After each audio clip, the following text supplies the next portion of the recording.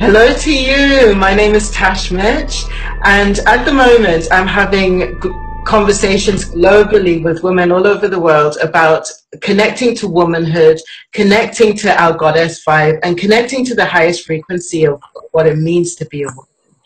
And in this particular conversation, I'm going to be talking to Naima Singletary, who I came across Naima's work a long time ago. It was probably about 3 or 4 years ago. And it was through a video that she had done about sexual trauma. But what actually really drew me in was the clarity that was in her voice and the directness in which she was speaking, because very often when we have something that's uncomfortable and quite challenging, the way that we voice it can be kind of like all round in circles and under the bushes and everything like that. And what I was finding with her is that she's like going directly to the point and to the uncomfortable point, which for me, it was amazing to see, but also as well, I feel like as a Black woman, it was quite amazing to see, because I haven't seen a lot of people in that space voicing in that particular way. And then I sort of kept an eye in, and recently Naima came into my world again. And I've been looking at what she's been doing, and her work is so much about transforming the space around how women stand in their power, both in terms of owning their sensuality, owning their pussies, as she would say, and also owning the money element and how that money element slides in. So, Naima, welcome. It's an honor. Thank you. Delighted to be here. So basically, I would actually really love to talk into, first of all, how you came to the work that you're doing at the moment, because I know that it's been quite a trajectory that started from childhood with you in terms of your sexuality and coming to this phase here. So can you talk into that a bit? How I came into this work. And when you say this work, you're referring to the connection between money, power, pussy, and womanhood? Yes. Sexually abused as a kid, was very angry as a teenager, started having sex at 14, had my first oral orgasm at 15, and during that time really thought that my body was just to be in service to men, never thought that pleasure was for me, never asked for anything, was always just very agreeable, which it just really hurt me later in life to find that women were still doing that. Then 17, as I told you before, had like 3 orgasms, climaxes within 45 minutes, and it just, you know, blew me open. And from then, you know, as a teenager, just wanting to understand more about how my body works, how I work, and with no thought of actually working with women in this realm, just you know, living my own world. And when I came into the transformation space in 2011, it wasn't working in sexuality, wasn't working in money, was more so about women being courageous and being true to who they were, and then came into the sexuality realm, and it was a natural thing. It wasn't a thoughtful, I think I'm going to do this thing. When I made the decision, obviously it was a very conscious choice, but this whole women and sex and trauma and power and money has been my life. And so it's just been a very natural progression. And so I have been really thrilled to have a front row seat. You know, we're so powerful. And, you know, when I was focused, like I was known as the healing sexual trauma lady for about 2 years. That was the brand, heal, sex, shame, heal, sex, shame, heal, sex, shame. And I just got a chance to see how deep sexual trauma goes. Sexual abuse as a child, rape as a child, rape as a teenager, and the way we push things down so deep just to barely get by as adults.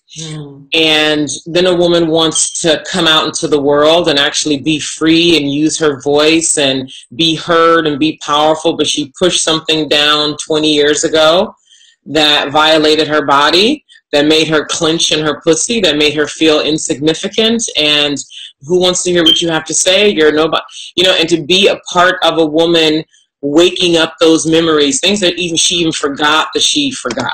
Mm-hmm. And waking those things up, and then crying through it, doing the work through it, having sex through it, articulating her desires through it, being honest, being angry, everything, right? Grieving, all the lethargy, everything that comes along with waking up dormant memories.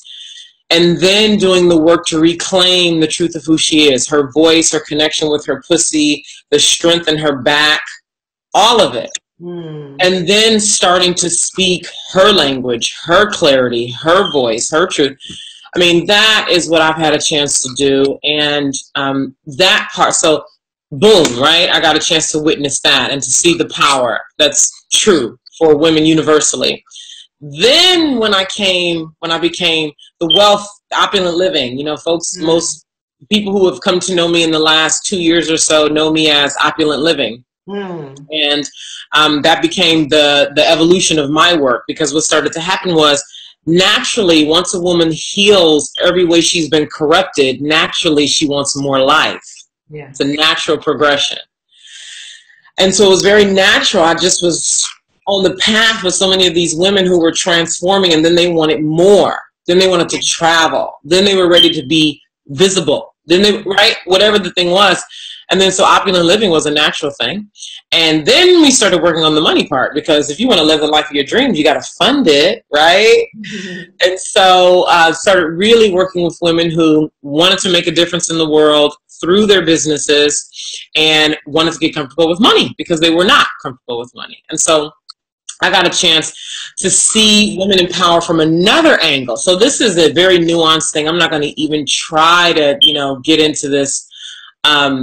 But see, on the sexual, I'll say briefly that on the healing sexual trauma angle, there's the pussy, there's the clenching of the voice, there's the lack of identity, corrupted sense of self.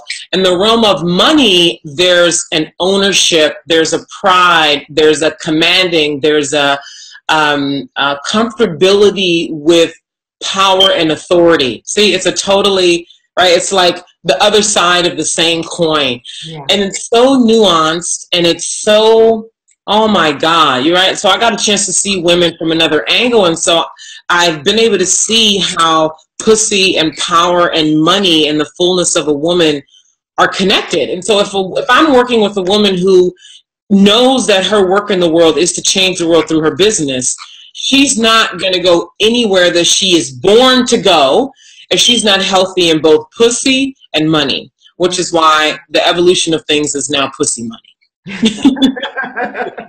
I absolutely love it. I love it. And I love the clarity in which you say pussy, because until we had that conversation a couple of days ago, it's not a word that I've ever articulated. So even to say it, that there's been like an uncomfortability around it to a large extent for me personally, and that's me being completely authentic with it. Because when you first said it, it was kind of like it hit, and then there was a sense of, wow, like just the discovery that there wasn't a lot of language, even in my own zone, but in the zone of society that really embraces pussy, you know, just the thought of that, and the realization of that, and the realization of when you do, what happens, how empowered you stand in that, basically. That really came forward. Good, I'm glad. I hope the women watching can take that away. But that was one of the things that basically I feel with your work, there's an element of sharing that with others. And when we were having the conversation, it felt like it would be so beautiful to be able to share that, even that little tiny piece with others, because we speak. So there's a lot of languaging, for example, in the spirituality realm around the yoni.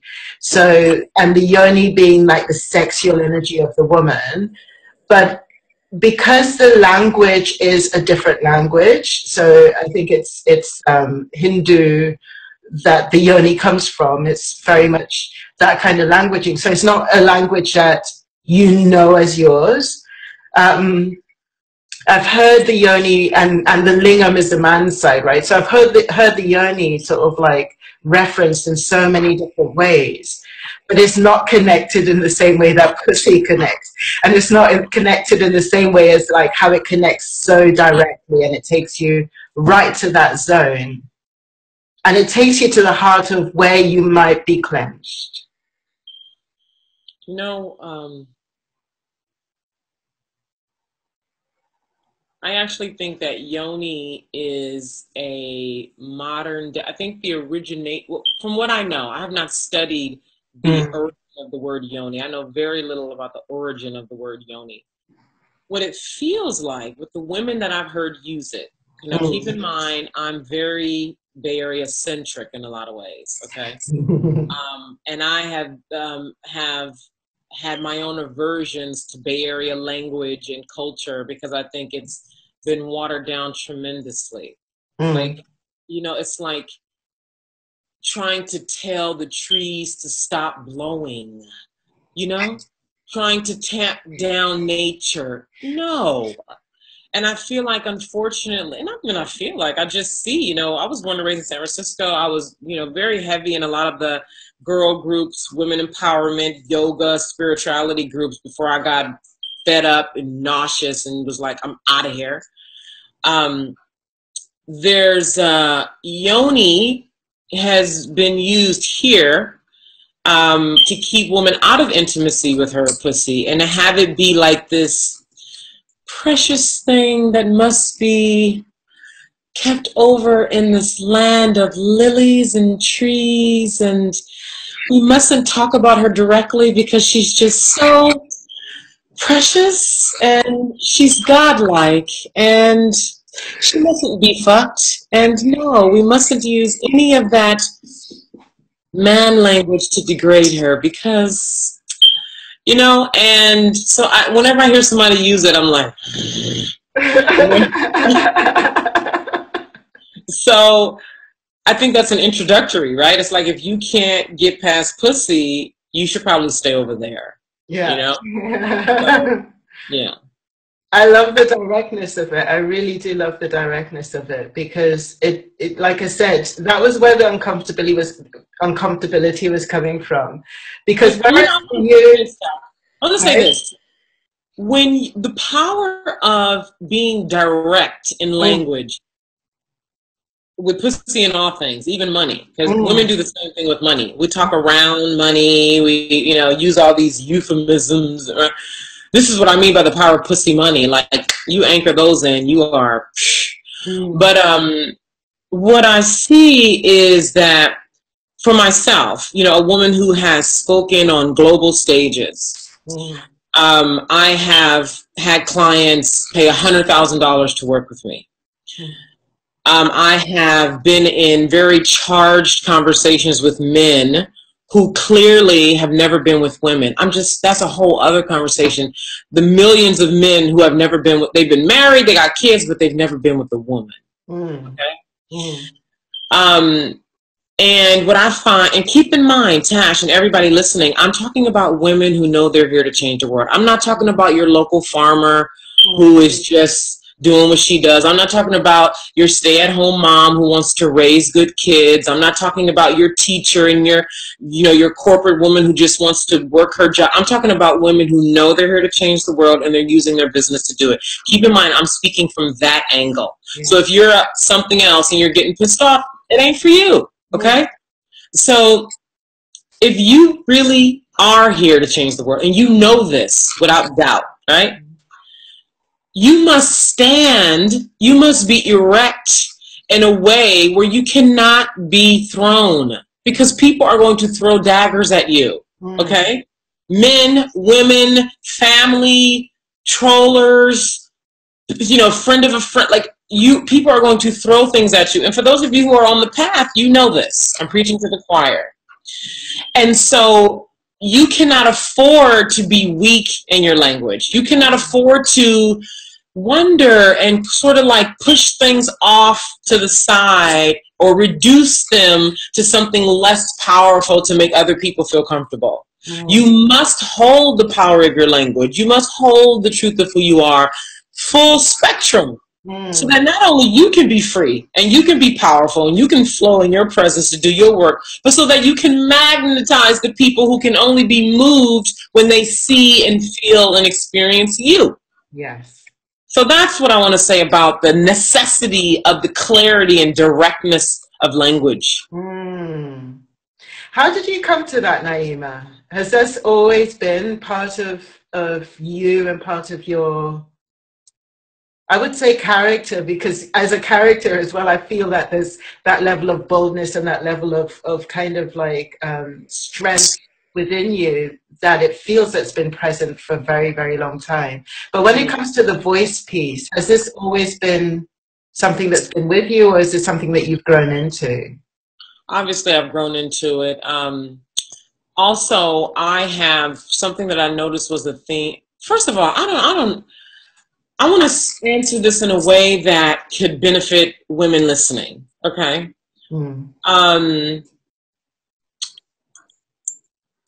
There's a certain segment of the female population who knows that they're here to change the world, and they have always been different. Perhaps they were bullied as children, like I was, and just always knew, like maybe somebody told them, they just knew, they had experiences that set them apart as children. They didn't fit in, they were weird, they just saw the world differently. That was my reality. And so for any woman watching this who has been that, that's your indicator, right? Because we're always in this world where everything is about what you can see and touch, right? Everyone's always looking for, unfortunately, something out there to confirm that the gravity of what they know is true. Huh? And so what I found is that, well, for me, all right, that if that has been, it's not an accident that that was your reality as a child. It's not an accident that you were weird and different and you just saw the world differently. I mean, guys used to be like, Naima, you're crazy, you know? And girls would like not like me for no reason. Girls who I'd never even met before, right? I was invited to speak at my elementary graduation, my middle school graduation, my high school graduation, and I didn't even know why. And so this is what I mean by these weird childhood upbringings where you always stood out. You were, right? That's your proof. That's it. And then mix that with what you know that you know that you know, and then go. So that's my answer to that question. It's fascinating in a way, because basically it's something that you're not handed a manual. Do you know what I mean? It's something that you literally have to piece together on your own to a large extent, because what you're talking about, being a maverick in your environment and in your community, unless you actually find somebody who's holding a space and able to really see you and really embrace you as you are and give you the props that you need to actually stand powerfully, then to a large extent, a lot of us are kind of like blowing around in the wind, trying to figure it out, which is where, you know, at the beginning when you were saying, you know, it feels quite lonely for you, that you've sunk your roots in and you're standing in your power, and then you're looking at other people and it pisses you off that they're not owning their power.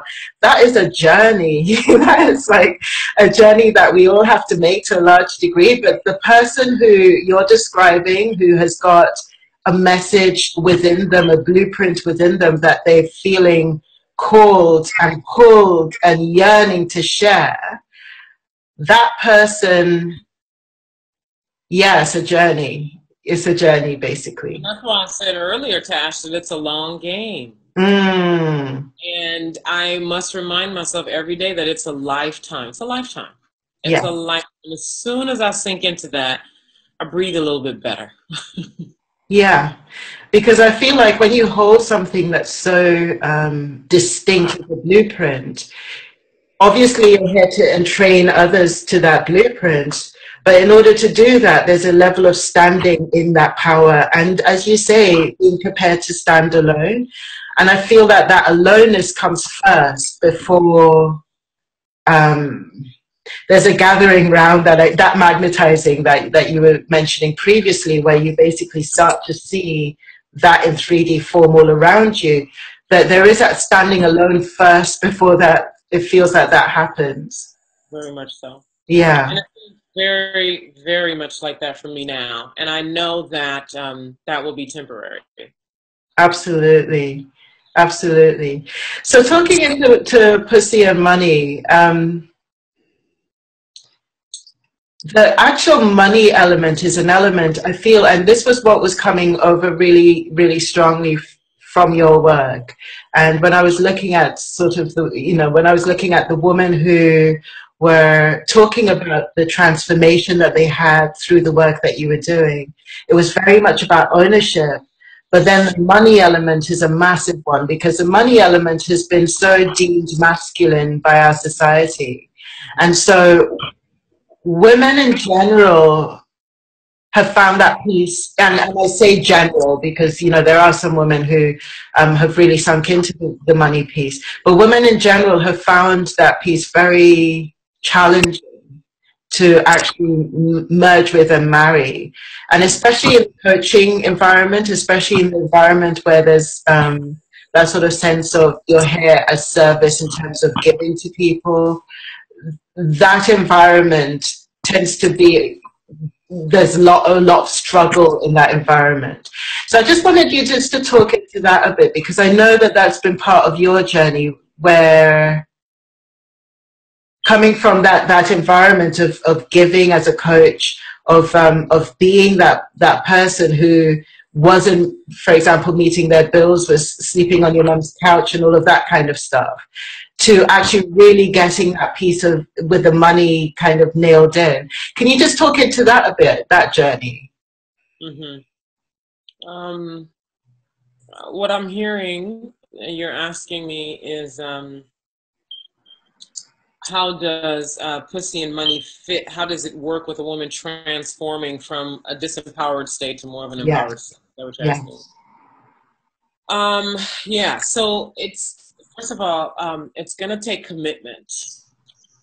And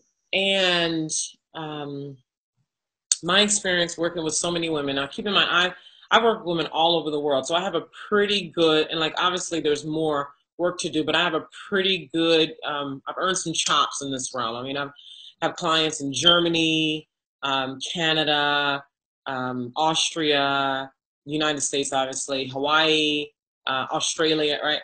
So Poland. So I've gotten a chance to hear the way lack of power shows up no matter what culture a person comes from. And it's hard. It's hard. It is so hard. And this is part of why the language is so important, because what I found is that weak language makes a hard process unnecessarily harder. And so there really needs to be, and I'm so dedicated, this is why it's so important that each person does their unique work, because there's something that you can hold that I can't hold, and vice versa. And so because it's so hard, because we live in such a dense world where patriarchy is so dominant, it has been rehearsed and refined and perfected for centuries. And then here you come, this woman wants to show up powerfully in this world that's full of patriarchy, that's heavy and rich and has millions of walking constituents that are supporting the patriarchy.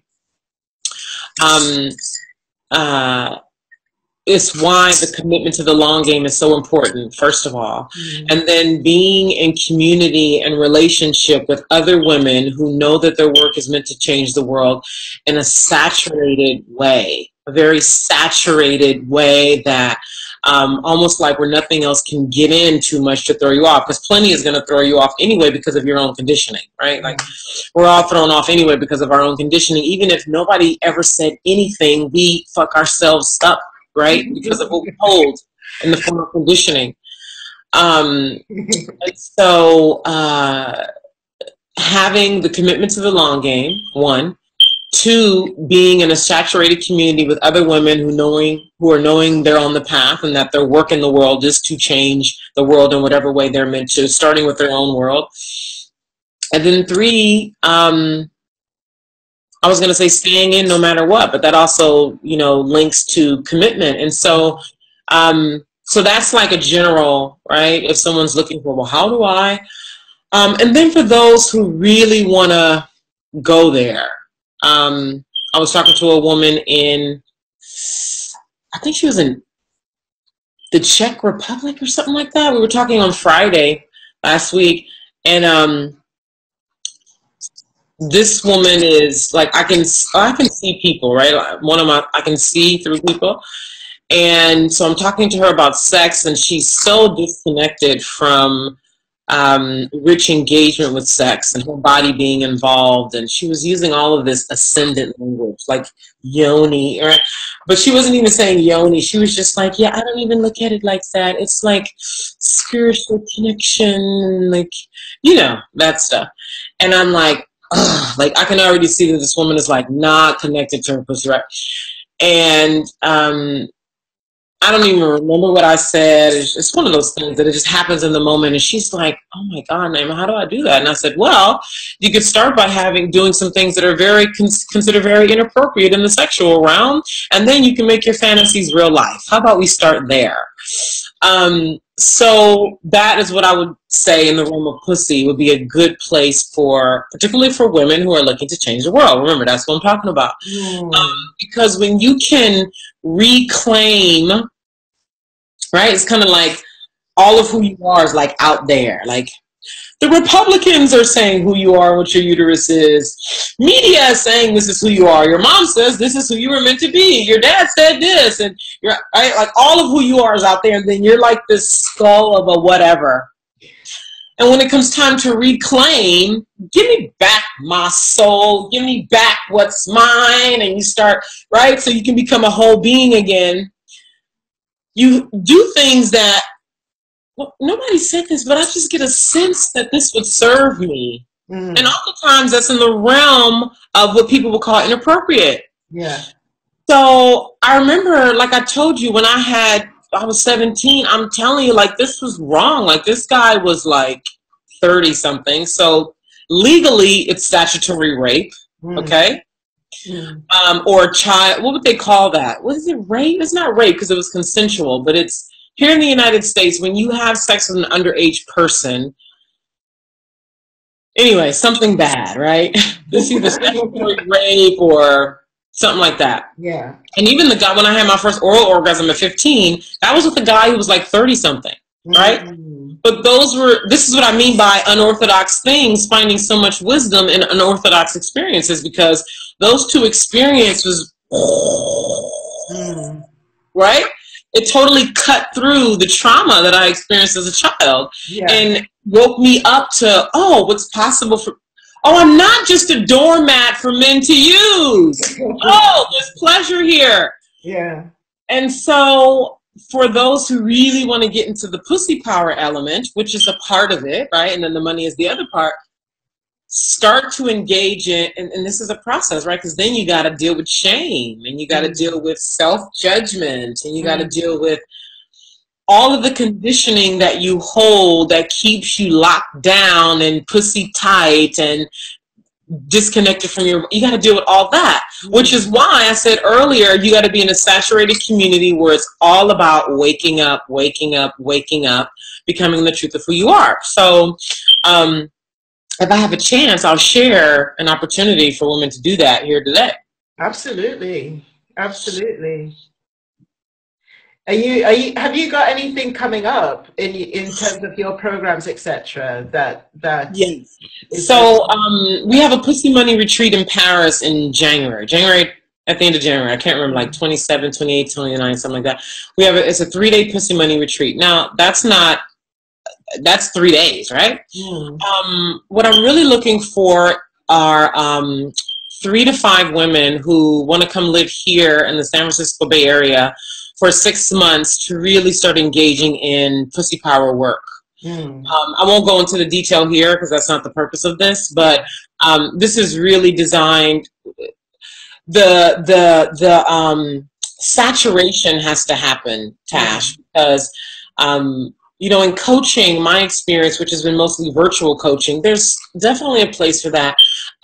But for women who are looking to change the world, especially those who walk around with a level of intensity and knowing and a keener and higher level of awareness, we are moved and touched in much more, I call it cervical nourishment, is the word, cervical nourishment.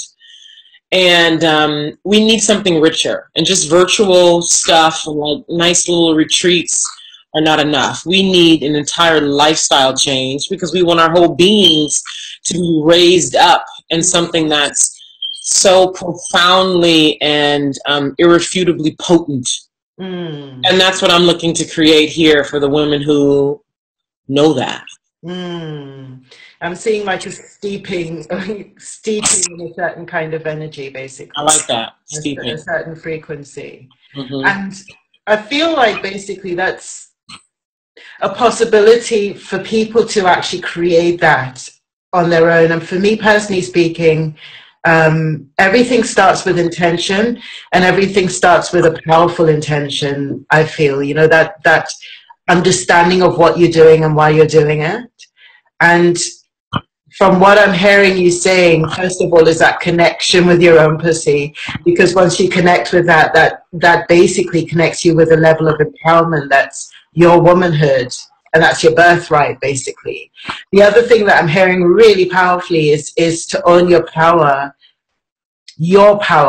And that was the thing with me personally speaking, because I came to the realization that my understanding and knowing of myself as a woman was given to me rather than something that I had explored and owned myself.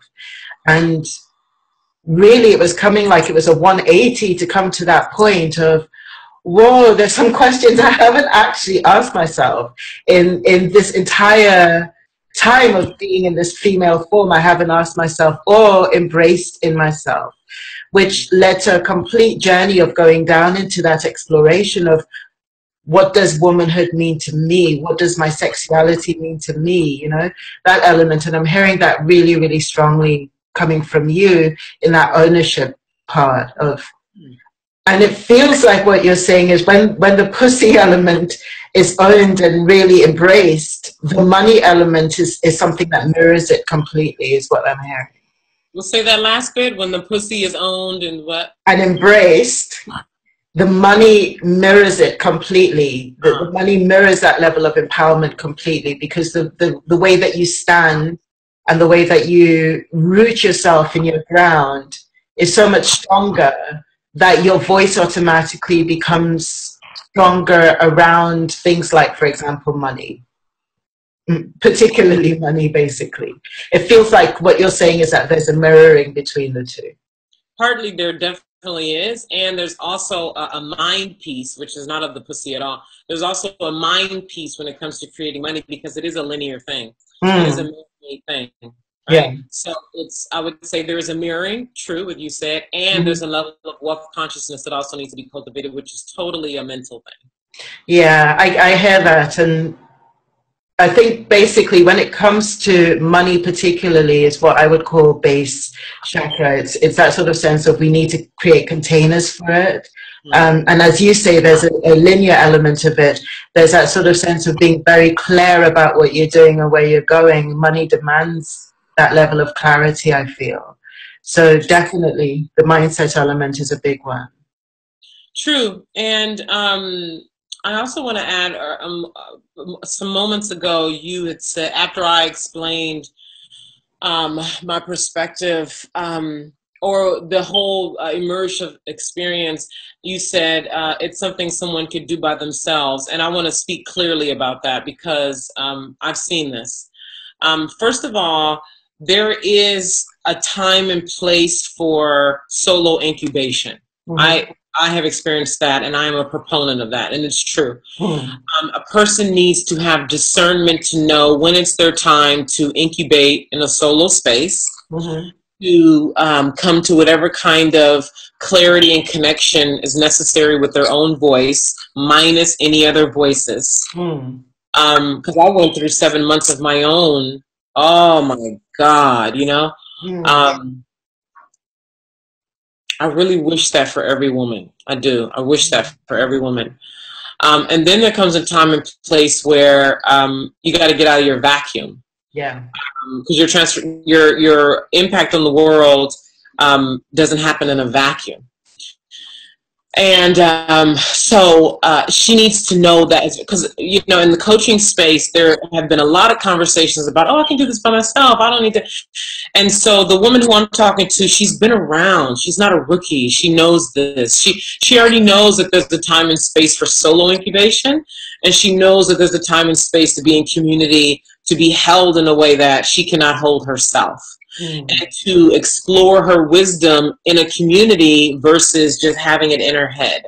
Because my experience, even for me, like, I have grand ideas. Oh my goodness. Like, I know exactly what you people need. And and then you go bring it out to the real world and nobody's even, what? So, there's a time and place. I just want to give voice to that for the people who are perceptive here and are the magicians of the world who picked up on what you said. And I wanted to create some clarity around that. Beautiful. Naima, I have to say thank you so much. This conversation has been expansive. I feel like my own frequency and my womanhood has risen. And the language, bless. Just want her to say bye. Oh, bless. Yeah, thank you so much, sweetheart. Thank you so much for this conversation and for the energy and the frequency that you brought to it. Much love. Yeah, love to you, Tash. If you've really enjoyed this conversation and you're ready for more, then check out the Goddess Woman Immersion. It's an 8-week immersion that will take you into the discovery and the expansion of all aspects of yourself as a woman and as a goddess. I hope to see you there. It's a perfect New Year gift to give to yourself.